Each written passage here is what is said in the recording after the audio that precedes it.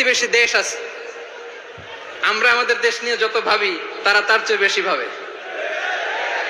কথা বুঝতেছেন না? আরো ভেঙে বলতে হবে। হ্যাঁ, আমরা আমাদের দেশ নিয়ে যত উদ্বিগ্ন, এদের আরো টেনশন বেশি।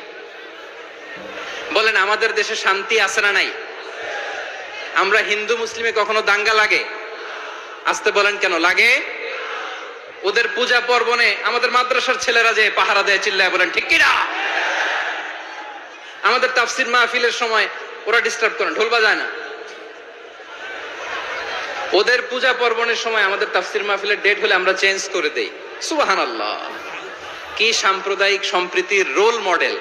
আর ওই বাংলাদেশের ব্যাপারে তারা অনেক ডিস ইনফরমেশন ছড়াচ্ছিল। ভারতের অনেকগুলো গণমাধ্যম, আমি জেনারেলাইজ করব না, আমাদের প্রতিবেশী দেশের সব গণমাধ্যমকে আমি দোষ দিতে চাই না, অনেকগুলো